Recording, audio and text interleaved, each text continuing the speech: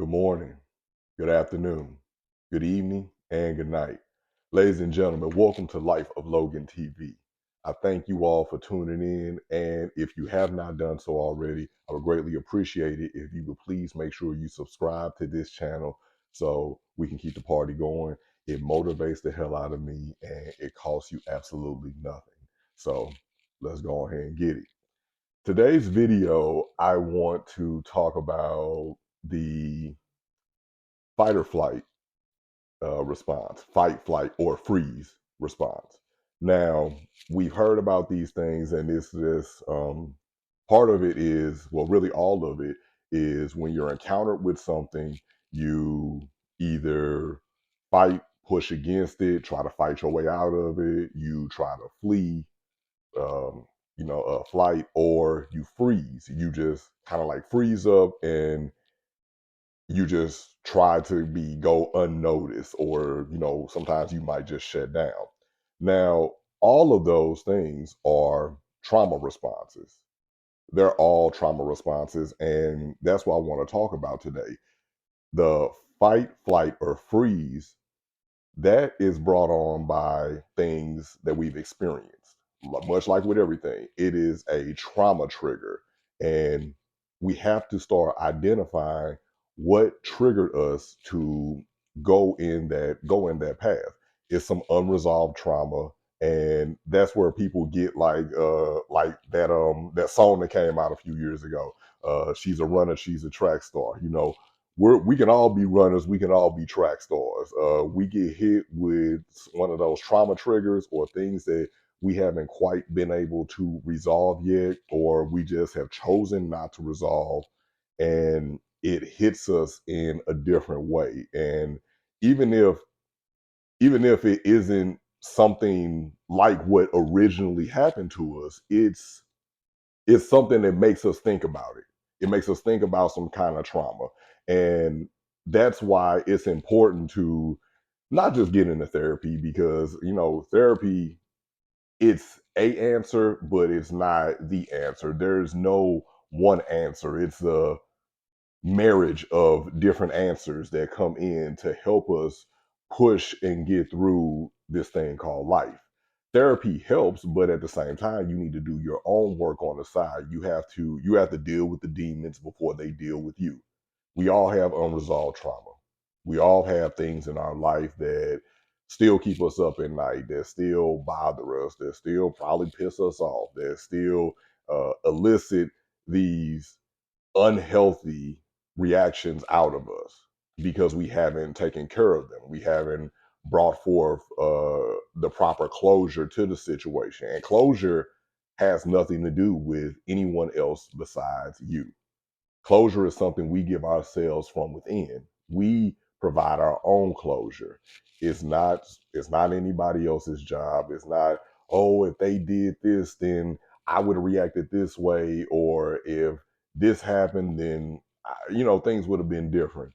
And we have to give ourselves that closure. Now we have to give ourselves true and honest closure, because when we're in that runner, that track star type of mentality, we end up kind of like looking at things in a negative way. We look at things in a negative way. We allow our brains to be flooded with these negative memories of the past, of our past unresolved trauma. There's that thing again, that past unresolved trauma. And we allow our brains to get flooded with that, flooded with the images of the past. And then, even if we're in safe situations, or at the least we're not in as precarious of a situation as we were before, our brain, because we have that unresolved trauma, our brain is flooded with these negative memories, these things that have happened to us, these heinous things that have happened to us, these horrible things that have happened to us, and it just triggers you, and it's just like, you know what, I got to get out of here. Like, that's the first thing we do, or whatever. We go ahead and put on them track shoes and we take off. We throw our Crocs in the sport mode and we take off, instead of sitting there and understanding, okay, why does this situation make me feel like this? It makes me feel like this because it reminds me of something in the past. Why does it remind me of something in the past? It reminds me of something in the past because someone or some, or a group of people, or just I had an experience before, and there are one or two, or maybe even sometimes, maybe even several components of this situation that I'm currently in that make me remember this time in life where I just can't go back to. I refuse to go back to. I'm not even trying to even hear that anymore. I'm not trying to even indulge in that. And we start to put situations and people, even though they're different people and different situations, but we put them in the same box as the things that happened to us in the past. And that's where we mess up at. That's where we mess up at, because I'm a firm believer that different people bring out different people in you. And if we don't give people that chance, because no one should be paying for the mistakes of someone else. I'm not into paying for the mistakes of people in the past or whatever. I usually say, like, I'm not into paying for the mistakes of dead people, and that doesn't even mean that the person has to be dead that you used to deal with, or that at one point inflicted the trauma response on you.